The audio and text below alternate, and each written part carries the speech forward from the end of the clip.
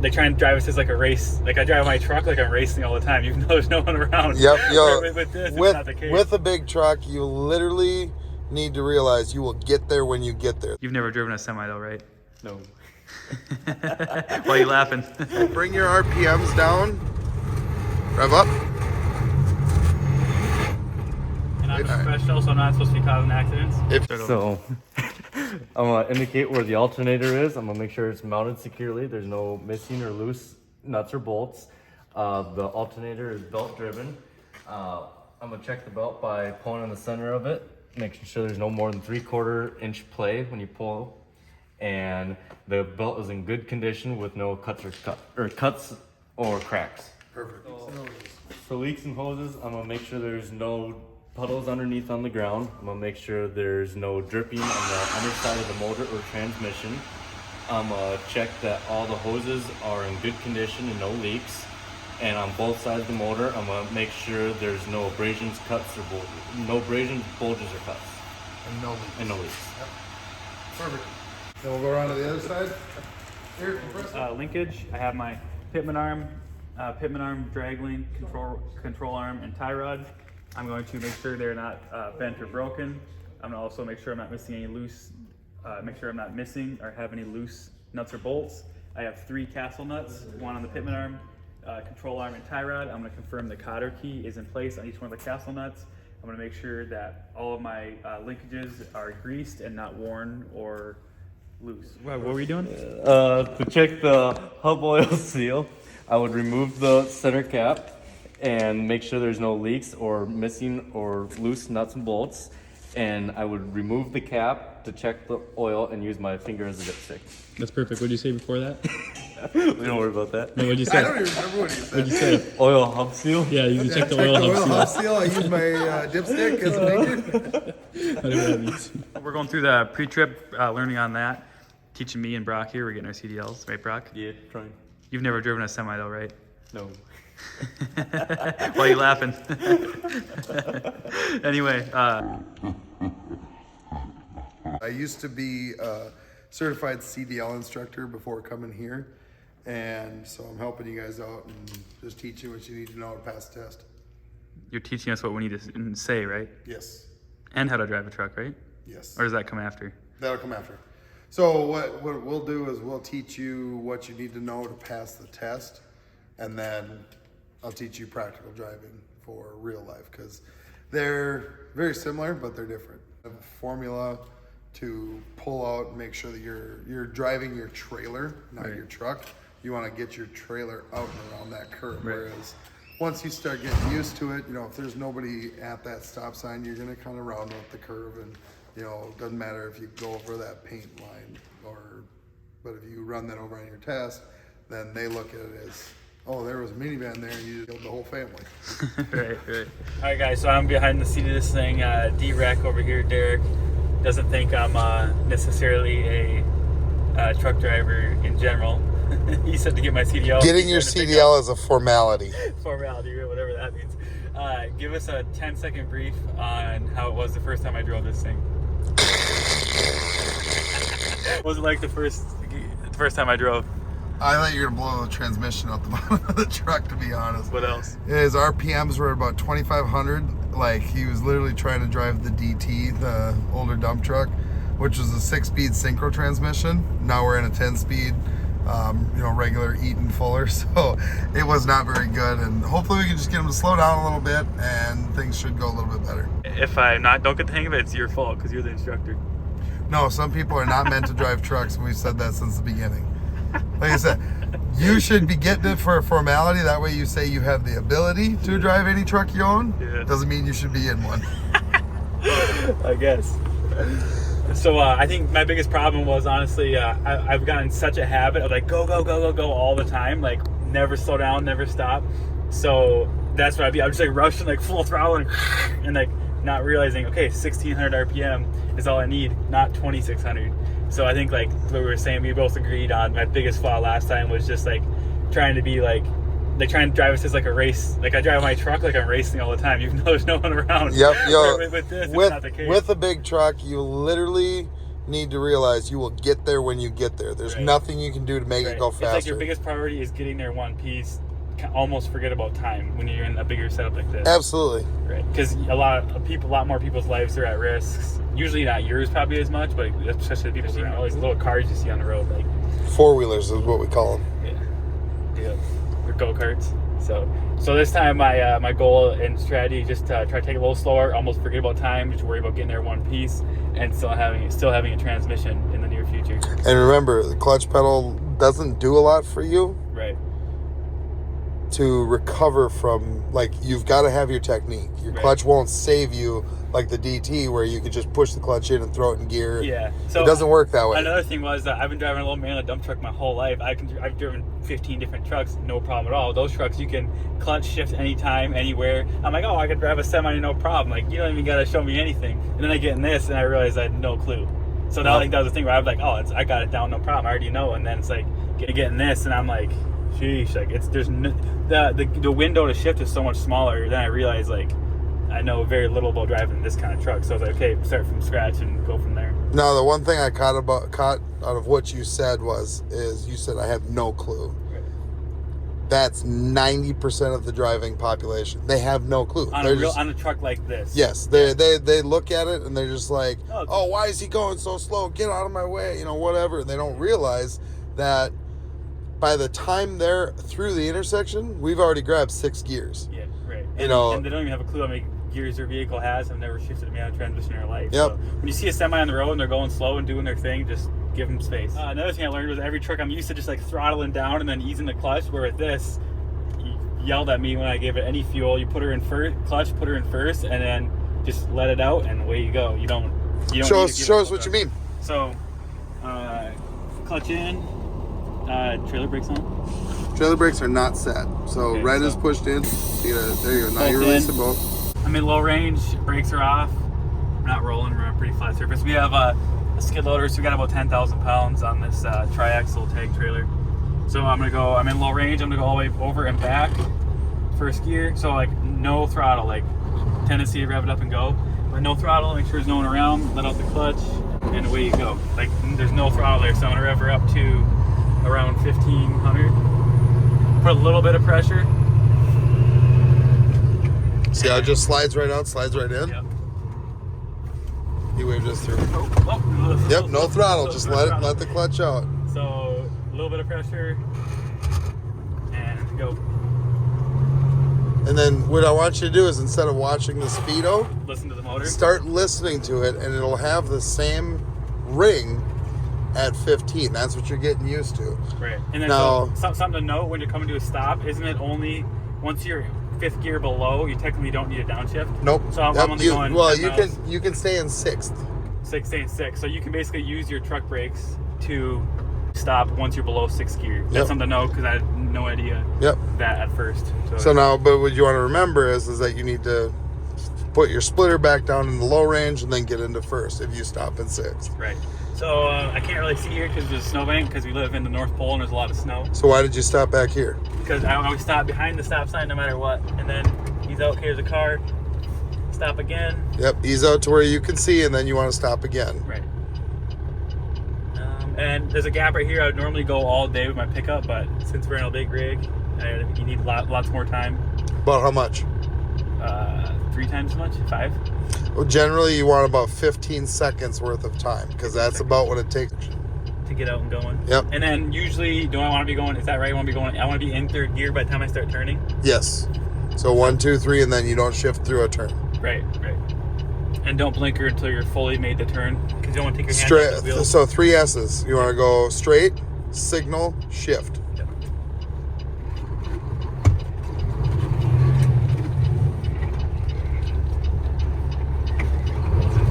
A little late on that one. So ideally, I don't want to shift in a turn, but kind of had to there. Keep going straight, blinker. 4th. What way are we going again? We're going to take it right at the lights. And then when I stop, it's I want to go see the other vehicle's tires touching tar, right? Correct. So since I'm only going 10, I'll just clutch and brake, or kind of. Yeah, you can clutch in, but don't go all the way to the floor, because that'll engage your clutch brake, and you don't want to wear that out. So you're literally just you're disengaging the transmission is all you're doing. Perfect. And then I'm gonna go. I can sit in neutral, right? You can, but Better you know to how be- you're having a hard time finding the gear. Yeah. So you want to get over. This is where you can push your foot all the way down, Yep. which will engage the clutch brake, Yep. and then you can slide it into first and then leave it in. Now you can pull your foot back up a little bit, which will get the transmission to start spinning. That way, whenever you let it go, you're ready to go. Ooh, there's a good shift. So now this time I'll make sure I'm in third before I start turning. Yep. Both hands on the wheel Mirror to the white line. before I start turning. Yep. Because now if you look back, see how the tires are running over that white line? Yep. It's You don't want that to happen. well over the line. Remember, lower RPMs will make it easier to shift. So what you're hearing, shift earlier than that. A little bit earlier. A little bit So earlier. that's 6. Earlier. Because now you're at about 1,800 RPMs. There you go. Grinding to find out sometimes. Yep. So what you want to do is you want to catch it on the way down. Like that. Yep. So slow your hand movement down just a little bit. You're getting there too quick. And it'll slide right in. Forward pressure, let it out. There you go. See how much smoother it is? Yep. So now check your mirror. Make sure it's clear. Signal. Let at least 3 blinks. Keep your signal on. Check your mirror through the maneuver. Now once you're all the way in, double check that mirror, double check this mirror, cancel signal. Perfect. So explain as I'm driving straight down the road where I want to be looking. What you want to do is you want to be looking as far as you can see. Then you want to come back to like your gauges. Look here, make sure I'm not speeding. Yep. Then go back up to right in front of you. So up in front of me. Yep. And then back double gauges. check a mirror. Yep. Then back up as far as you can see. Yep. Then come back to your gauges. Yep. Then look in front of you. Then double check another mirror. And then what about when I'm passing the road like this? You want to look at the intersection. So when I get up here, look at the side road. Yep, you're gonna look before, during, and after. Yep. What And that then means is mirror. you're gonna be spotting as you're coming up to it. Yep. As you go through, you're gonna look both Yep. ways, just like crossing the road. And then as you go through it, you want to double check your mirror, make sure nothing came out and hit you as you went through. Right, because if someone's brushed beside you, you wouldn't even feel it. Correct. Do you know where Meese Outland is? Yeah. We'll be taking a left there. Road, speed, road, mirror, road, speed, Road, mirror. road, mirror. Yep. Yeah. So technically And when then you're switch driving- mirrors because you do want to know what's on this side. As a truck driver, you're the professional, so you're responsible for basically everything. Everything. Everything and everyone around you. Always. Yep. So we're gonna want to start slowing down well before what you would think, Right. because So, we're actually downshifting. So go ahead and grab 9th. So what you want to do is rev up a little bit more on the RPM. So hold it against it Yep. and then rev up slowly and it'll slide right in. So go ahead and do that again. So bring your RPMs down, rev up. All right, come over here. There you go. That's nice. So now let your RPMs go down to about 1100. Okay. So just kind of coast down. Yep. The Jake brakes on. Sounds like. Yeah, they are, yeah. I can feel 'em. Okay, turn your signal on so they know what you're doing. Keep bringing it down. Okay, now gentle pressure So backwards. We're at about 14 gentle. Rev it up. Rev up more. Slowly rev. Keep going. Where are you at? Right. There you go. Okay, now same thing. That's 10th. No, that's 8th. We're just going slow. No, that is 10th. Okay, up. Rev up. There you go. Now what gear is this? Now brake. This is 8th. 8th. So bring it down. RPM's down. Yep. Now rev up and push forward. Keep going. Keep revving. All right, brakes. Too late. Yep, come to a stop and then Clutch. And tight. Now I gotta make sure you shift. So I gotta go low and then first. Yep, And then so while I'm sitting here, I want to be in first. yep. Now we're crossing a highway. How long does it take to get across? 15 seconds. Okay, so you want to make sure that you have a 15-second gap. Right. Once you miss a shift, it gets real short real quick. That's just long of a trailer. World. So 1, 2, 3. Both hands on the wheel, cross Yep. the intersection. Don't get low rev, a little high there. Get going. Go ahead and straight. shift. We're straight. Now, why don't you shift through an intersection? Because if you miss the gear, then you end up in neutral and stall and you cause an accident. Yep. And I'm a If- professional, so I'm not supposed to be causing accidents. Third, If yes, you're- it's slow, but at least you made it through the intersection. Exactly. That makes total sense.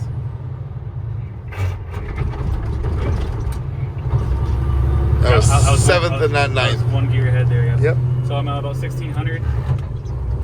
Put a little bit of pressure, and then as it kind of drops, let it go out when it wants to. When you have a little bit of pressure, then you know when it wants to go. Yep. And when you're shifting, see how you're getting there real quick, and there's a little bit of a grind. A little too much of a rush. Slow it down.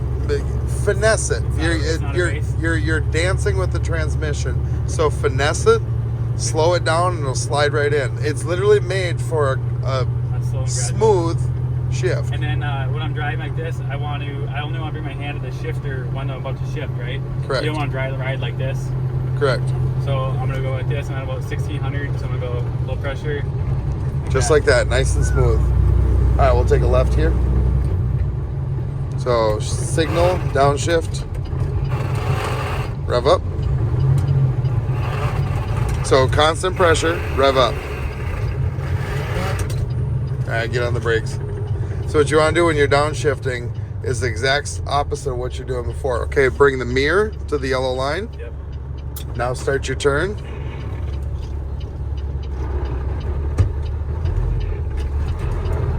So ideally, I would have been in third by the time I started this, but it's too late. So bring my mirror. No, you'd have been more about fifth. Okay. So I want to bring my mirror to the center line. Yep. Mirror to the center line, then you turn sharply, gradually enter back into the lane. Now Once going you're straight, signal shift, 3 S's. Oop, a little high there. That's fifth. Up to about 1500. Up, split, 6. Truck driving's easy, isn't it? It's a lot more to it than what meets the eye.